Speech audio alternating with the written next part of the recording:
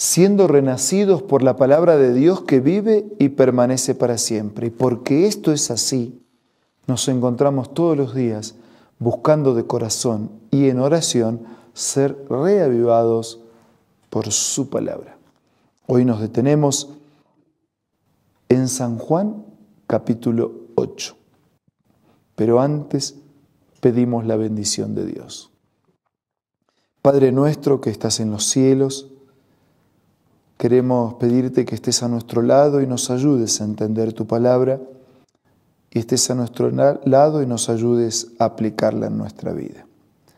Nada merecemos, pero agradecidos, te pedimos todo en el nombre de Jesús. Amén. El capítulo 8 de San Juan comienza con una mujer sorprendida en el acto de adulterio y la actitud de Jesús ofreciendo perdón. Bueno, en realidad dice que Jesús se fue al Monte de los Olivos, que al amanecer se presentó de nuevo en el templo, que toda la gente se acercó, que Él le enseñaba y que los maestros entonces le llevaron a una mujer sorprendida en el acto de adulterio y poniéndola en medio del grupo le dijeron: Maestro, a esta mujer se le ha sorprendido en el acto mismo de adulterio. En la ley Moisés nos ordenó apedrear a tales mujeres. ¿Tú qué dices? Si él decía no apedrear, estaba en contra de la ley. Y si Jesús decía apedreen, entonces estaba usurpando el poder romano, porque solo el poder romano podía sentenciar a muerte. Así que en el fondo no estaban interesados en las necesidades espirituales de la mujer, sino que estaban utilizando a esta mujer como una trampa para prender a Jesús. Con esta pregunta, ese versículo 6, le estaban tendiendo una trampa para tener de qué acusarlo. Y entonces Jesús se inclinó con el dedo, comenzó a escribir en el suelo, y como ellos lo acosaban a preguntas, Jesús se incorporó y le dijo: aquel de ustedes que esté libre de pecado, que tire la primera piedra. E inclinándose de nuevo siguió escribiendo en el suelo. Al oír esto, se fueron retirando uno tras otro, comenzando por los más viejos hasta dejar a Jesús solo con la mujer que todavía seguía allí. Entonces él se incorporó y le preguntó: mujer, ¿dónde están? ¿Ya nadie te condena? Nadie, Señor. Y Jesús le dijo: tampoco yo te condeno.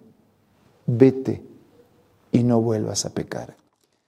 No solo lo libró de la culpa del pecado ofreciéndole perdón, sino que la invitó a tener ahora una vida y una relación diferente, respetando el mandamiento de Dios. De versículo 12 en adelante aparece la discusión de la validez del testimonio de Jesús. Hay 8 gran yo soy en Juan, y aquí aparece este yo soy, el segundo. Yo soy la luz del mundo. El que me sigue no andará en tinieblas, sino que tendrá la luz de la vida. Yo soy la luz del mundo. Ese mismo Dios que cuando en el comienzo todo estaba oscuro, creó la luz. Ese mismo Dios que cuando todo estaba oscuro por la existencia del pecado y a través de Jesús iluminó el mundo de aquellos días, Él es la luz. Yo soy la luz del mundo, el que me sigue no andará en tinieblas, sino que tendrá la luz de la vida. Y desde el versículo 14, Jesús defiende su identidad. Aunque yo sea mi propio testigo, mi testimonio es válido porque sé de dónde vengo y a dónde voy, pero ustedes no saben de dónde vengo ni a dónde voy. Ustedes juzgan según criterios humanos. Yo, en cambio, no juzgo a nadie, y si lo hago, mis juicios son válidos porque no los emito por mi cuenta, sino en unión con el Padre que me envió. En la ley de ustedes está escrito que el testimonio de 2 personas es válida. Uno de mis testigos soy yo mismo, y el Padre que me envió también da testimonio en mi favor. O sea, Jesús habla de su identidad como el Hijo de Dios y dice: yo soy un testigo y mi Padre es otro testigo. ¿De dónde es tu Padre? Si supieran quién soy yo, sabrían también quién es mi Padre. Desde el versículo 21 él dice que él no es de este mundo. Yo me voy, ustedes me buscarán, pero en su pecado morirán. A donde yo voy, ustedes no pueden ir. Ustedes son de aquí abajo, por eso no entienden. Yo soy de allá arriba, ustedes son de este mundo, yo no soy de este mundo. ¿Quién eres tú?, le preguntaron. En primer lugar, no tengo que explicarles, dijo Jesús. Son muchas las cosas que tengo que decir y juzgar de ustedes, pero el que me envió es veraz, y lo que le he oído decir es lo mismo que le repito al mundo. Ellos no entendieron que le hablaba de su Padre, por eso Jesús añadió: cuando hayan levantado al Hijo del Hombre, sabrán ustedes que yo soy y que no hago nada por mi propia cuenta, sino que hablo conforme a lo que el Padre me ha enseñado. El que me envió está conmigo, no me ha dejado solo, porque siempre hago lo que le agrada. Y Jesús siempre insiste, ¿no?, en esa relación de intimidad, de comunión, de dependencia, de trabajo en equipo, de esa unión entre el Padre y el Hijo. Y desde aquí en adelante el Señor ahora va a dar evidencias o características de cómo viven los discípulos que permanecen en Él. ¿Ser o hacer? Bueno, en realidad, ser para poder hacer. ¿Y cómo viven esos discípulos? En primer lugar, viven en fidelidad. Dice versículo 31, Jesús se dirigió a los judíos que habían creído en Él y le dijo: si se mantienen fieles a mis enseñanzas, serán realmente mis discípulos. Y en este resumen que yo voy a hacer hasta el final del capítulo, vamos a encontrar 5 sí que son condicionales. Si se mantienen fieles a mis enseñanzas, serán realmente mis discípulos. Así que la primera condición del discipulado es la fidelidad.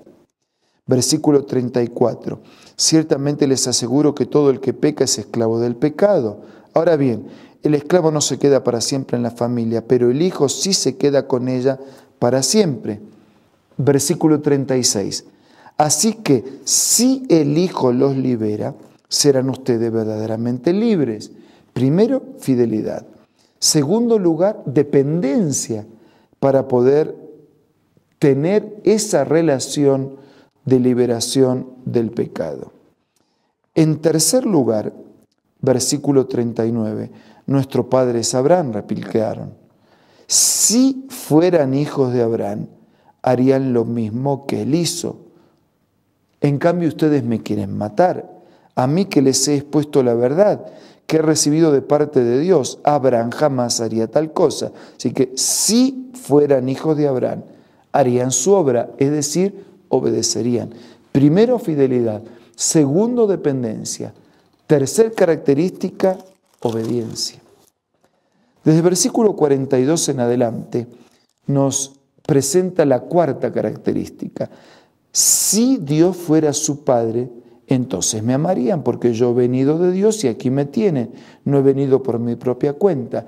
Y la cuarta característica es el amor. Si Dios fuera su Padre, me amarían, porque yo vengo del Padre y he venido para amarlos. El diálogo continúa. En el versículo 48 encontramos: no tenemos razón al decir que eres un samaritano y que estás endemoniado, replicaron los judíos. No estoy poseído por ningún demonio, contestó Jesús. Tan solo honro a mi Padre, pero ustedes me deshonran a mí. Yo no busco mi propia gloria, pero hay uno que la busca y Él es el juez. Ciertamente les aseguro que el que cumple mi palabra nunca morirá. Otra vez insiste en su identidad, en su origen, en la autoridad y en su dependencia con el Padre. Versículo 54. Si yo me glorifico a mí mismo, mi gloria no significa nada, pero quien me glorifica es mi Padre, el que ustedes dicen que es su Dios. Aunque no lo conocen, yo en cambio sí lo conozco. Si dijera que no lo conozco, sería tan mentiroso como ustedes, pero lo conozco y cumplo su palabra. Abraham, el padre de ustedes, se regocijó al pensar que vería mi vida y lo vio y se alegró.